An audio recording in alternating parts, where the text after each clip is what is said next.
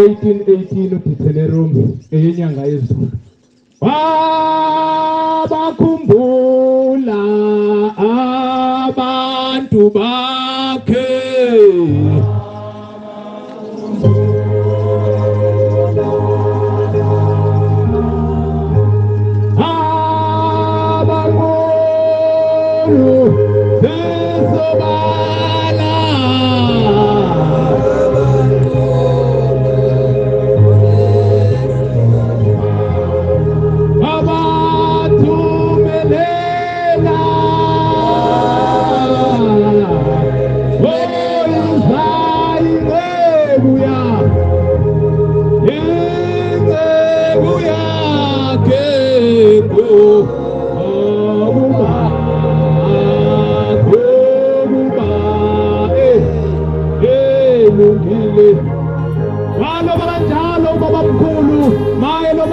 Mayika 60 ivesi lakhona lithi zathandwa sakhunjulwa ezulwini sasethunyelelwa inkosi uShembe kabonga uNkulunkulu.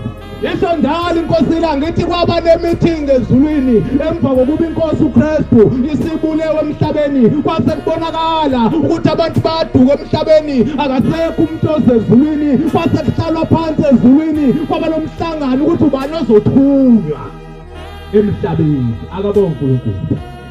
Ethi inkosi langa sabe sesiphakama thina boShembe sathi akuthunywe thina base bekhomba babamkhulu umprofeti bathi uzokwehla wena uyozala emhlabeni alibonke igama lenkosi.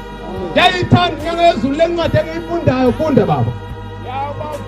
Ithi le ncwadi ngiyakubavezela umprofeti kubafowabo isizwe nesizwe uNkulunkulu usivezela omisiwe phambi kwaso osesigabeni somprofeti kwi-fivefold ministry.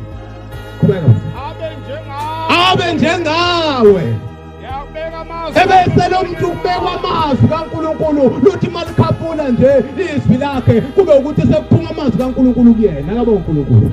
Ayishiya baba ithi indla mhlathi kamayekisa ngenye imini mayihamba namadoda behamba behlabelela bethathedele wephume wemashi uhambe kukhala ugubhu isiyaphenduka iphendukela lamadoda ithi kambe niyazi ukuthi uNkulunkulu emhlabeni emhlenge kwaIsrayeli wayenze njani mayefika emhlabeni na? Bathi la bayasafa ukuthi anifundanga lembhalweni ukuthi wayeyathi uNkulunkulu ayaleza abaprofeti oMose athi azikhaliladi noma ithabankela lapho uNkulunkulu azothi manje umshisela imhlatshelo niye khona niyokhonza phansi kwalo uthi le bantu abami njengoba ngilapha emhlabeni uthi nami ngilelo ladi ilapha athi uNkulunkulu mayehla ezulwini abesefika ehlala kimi. Inkosi yehla ezulwini yena uyaba umuntu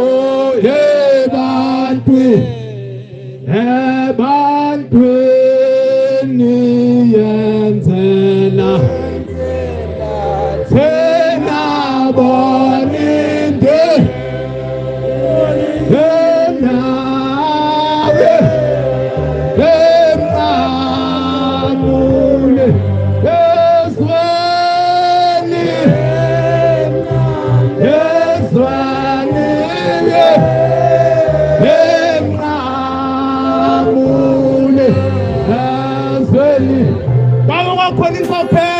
ngenye imini emzini wasephakameni emakhona inkokhelo phakathi komuzi kusuka kukhona umoya ovunguzayo. Ngelinye ilanga bathi obaba masixoxela kwakunenkokhelo kwehlingi losezulwini sigijima umuzi wonke wasephakameni sishaya abantu bonke ababephakathi komuzi benza ukungalungi kuthiwa zasibashaya njalo ingilosi zizobakhiphela ngaphandle bangaphinde batholakale. Ithi lenkosikazi ewumamngwengwe eyayixoxa le ndaba ithi bafika noyise beze emhlanganweni uthi behle esangweni lakamdedele uthi behla bathi mabehla bengene kuphakameni uthi babehlangana nabantu behambe behayiza bephala izandla emakhanda beshawa izindi losi zibaqoshe emzini wasephakameni. Ohlangana nabaningi awubekhishwa emasangweni awubohlangana abaningi awubekhiswa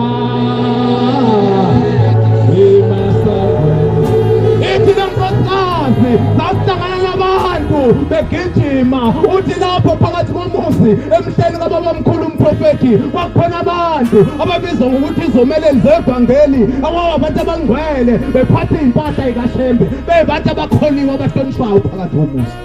Uthi zathi masehla uthi sase simbona ugoba aziwa emzini wasephakameni ukuthi uphatha ubungcwele umuntu ohlonishwayo phakathi komuzi. Uthi kodwa naye zamthola eshazi ingilosi zimkhuba uthi wakhuphukela phezulu eteleni ephuma esangweni lakamdedele. Uthi wathi mayefika kwiportmende lakhe eliphethe wayeselibeka phansi wayeselizungeza.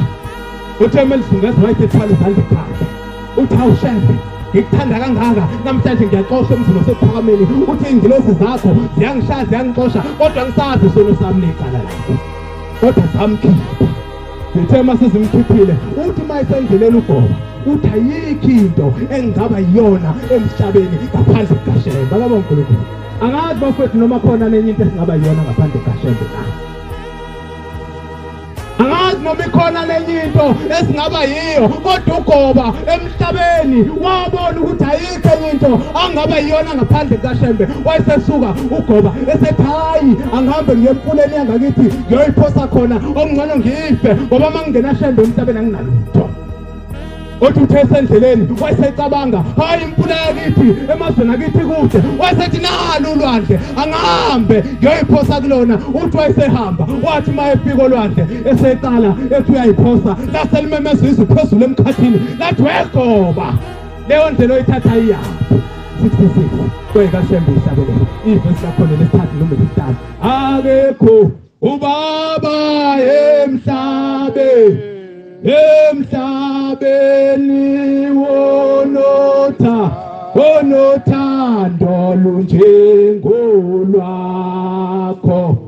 lunjengolwakho akekho nomame yenumame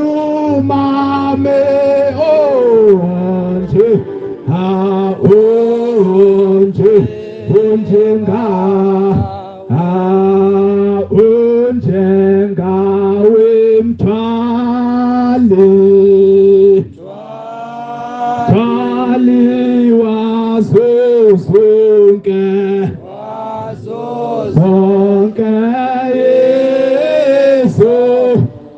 yezono oze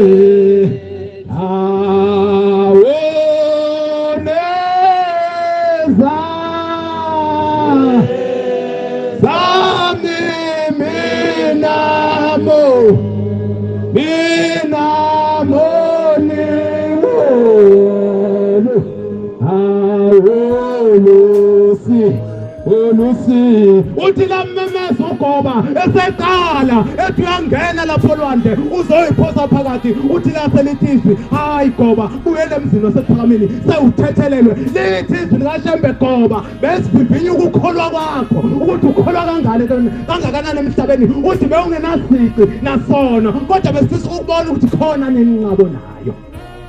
Siyokwehlelwa ngokubi akusikhona ngoba sibaba ezweni akusikhona ngoba uNkulunkulu engasithandi akusikhona ngoba kuyizono zethu kodwa kuukuba kubonakalisa ukukholwa kwethu ngakho.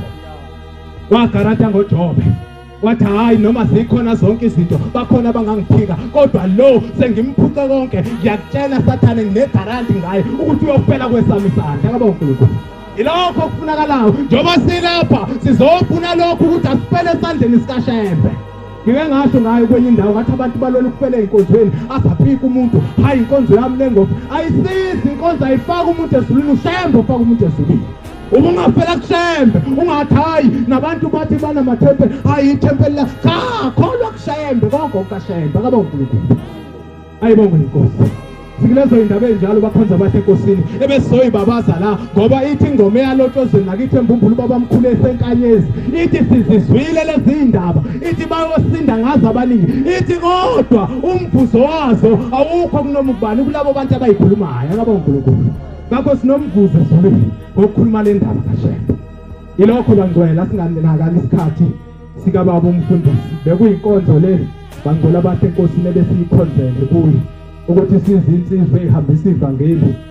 Siyathanda ke sifike lapha oba umfundisi aye umshumayeli khona. Sasho njalo sathi sifisa nje mfundisi ke sikuvakashele ethempelini ngoba sesihambile indawo zonke lapha sihlangana khona, kodwa umoya wethu noShembe ohlala kithi uthe namhlanje ake silethe lenkonzo yokuzoba bazi ubukhulu bukaShembe phakathi kwalomuzwa lapha ekhaya. Ibonge inkosi.